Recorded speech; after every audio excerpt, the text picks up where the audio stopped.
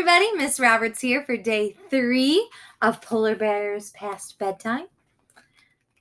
Can't remember we just made it to the igloo, and we came out because Annie was in distress. Chapter 5, Youre It. Oh no, I hope it wasn't a game. The dogs were barking wildly at 2 small creatures playing in the moonlight. Polar bear babies, cried Annie. One roly-poly cub leaped onto the other. Then they rolled through the snow.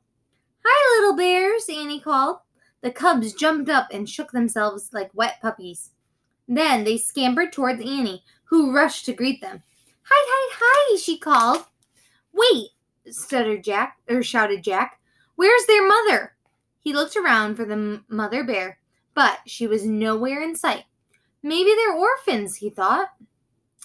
Jack looked back at Annie. She was wrestling with the little bears in the snow. She was laughing so hard that she couldn't stand. Jack started laughing too. He carefully put the bear masks into his pack. Then he ran to join Annie. She was running with the cubs across the snowy tundra. One of them raced to her, tagged her, then raced away. Annie ran after the bear and tagged him back. You're it, she said. Jack and the other cub joined in. Soon, Jack, Annie, and 2 cubs were all chasing each other over the moonlit snow. They ran until the 2 cubs fell down ahead of them. The cubs lay perfectly still, panting. Jack and Annie stared at them. Are they hurt? Annie wondered out loud. Jack and Annie ran to the cubs. Then, just as they leaned down to see if they were all right, the cubs jumped up. They pushed Jack and Annie over and scampered away. They were pretending, said Jack. He laughed. Jack and Annie charged after the cubs. They ran over the white tundra until it came to the frozen sea. Jack looked around. We're pretty far from the igloo. I don't hear the huskies anymore, he said. Maybe we should go back. In a minute, said Annie. Look. The bear cubs had scooted up a snowbank. They were on their backs, sliding down the back onto the ice-covered sea. Jack and Annie laughed. It's like sledding, said Annie. Let's try it. Okay, said Jack, but then we have to go back. Jack followed Annie up the snowbank. He clutched his pack in his arms.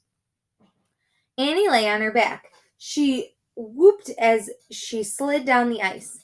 Jack followed her. Watch out below, he shouted. The little bears were sitting at the bottom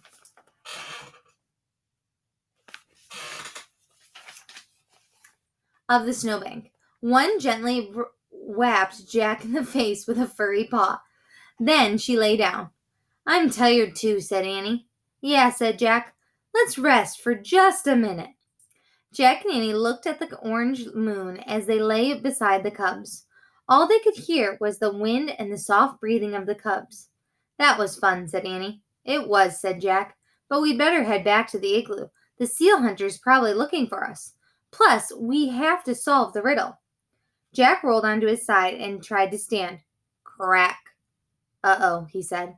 He went back down onto his knees. I think we're on thin ice. What do you mean? Said Annie. She started to stand. Another crack rang out. Uh-oh, she said. She carefully lay back down. The polar bear cubs moved closer to Jack and Annie. They made little cracking sounds. Jack wanted to cry too. Oh, sorry. That's not what they made. They didn't make little cracking sounds. They made little crying sounds. Jack wanted to cry too, but he took a deep breath. Let's see what our book says, he said. He reached into his pack for the Arctic book. He took the masks out first and handed them to Annie. I took these from the igloo by mistake, he said. As he started to reach for his Arctic book, he heard the loudest crack of all. Crack! We're not even moving, and the ice is cracking, said Annie. Just then, there was a new sound, a low snorting sound. It came from the top of the snowbank, about 50 foot away. Jack looked up. Staring down at them was a giant polar bear. The polar bear mother, whispered Annie. Chapter 6, Flying Bears. The cubs whimpered louder. They want to go to her, but they are afraid of the ice, whispered Jack. Annie pet the cubs. Don't be afraid, she told them. You'll get back to your mother. The big polar bear growled. She paced back and forth, sniffing the air. Annie kept patting the two cubs and whispering to them. Jack looked in the book for anything that might help. Finally, he found something.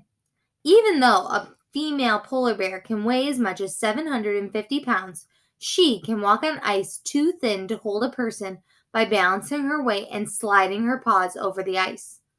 Oh man, that's incredible, whispered Jack. He watched the mother polar bear walk down the snowbank. On large, silent feet, she crept around the edge of the frozen sea. She tried to step onto the ice, but each time she did, it cracked. She had to retreat. At last, she found a firm spot. Then the polar bear stretched out her four legs and lay on the ice. Slowly, she moved forward, pushing herself with her claws. Is she coming for her baby, said Jack, or is she coming to get us? I don't know, said Annie. Hey, let's put on the masks. What for, said Jack. Maybe they'll protect us, said Annie. Maybe she'll think we're polar bears, too. Oh, brother, said Jack. But Annie gave him a bear mask. He took off his glasses and slipped it on. Jack peered through the mask holes. It was hard to see a huge white bear. It was hard to see the huge white bear sliding over the frozen sea. He squinted. That helped. The polar bear looked at her cubs and let out a deep moan. The two little bears carefully went to their mother. She licked the cubs and touched her nose against each of theirs. Then they crawled onto her back. They're safe now, said Jack. Even if their mother breaks through the ice, she can swim with them to the shore. Yeah, I just wish she wouldn't leave us behind, said Annie. The mother bear slowly turned her body around. Then she pushed off with her hind legs. With the cubs on her back, she began sliding away. Let's try moving like her, Annie said. But we could break through and freeze to death, said Jack. If we just stay here, we'll freeze too, said Annie. Remember, the seal hunter said his people had learned from the polar bears. Jack took a deep breath. Okay, he said, let's try. He lay on his stomach. He spread out his arms and legs. Then he copied the bear.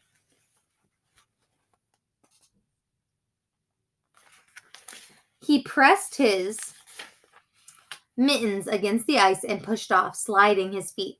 Amazingly, there was no cracking sound. Grrr, he growled, and he pushed off again. Jack heard Annie sliding behind him. He kept going. He pushed and slid. He pushed again and slid again. He made the movements over and over until something happened. He didn't feel like a boy anymore. He felt like a polar bear. Then Jack felt something even stranger. He felt like a flying polar bear. Jack swirled along as if his arms and legs were giant wings, and the moonlit sea ice were a glassy sky. He remembered what the seal hunter had said. Polar bears can fly. And that is the end of chapter 6, so we will pick up with chapter 7 and 8 tomorrow. I hope you are having a wonderful Wednesday, and I will see you then. Bye-bye.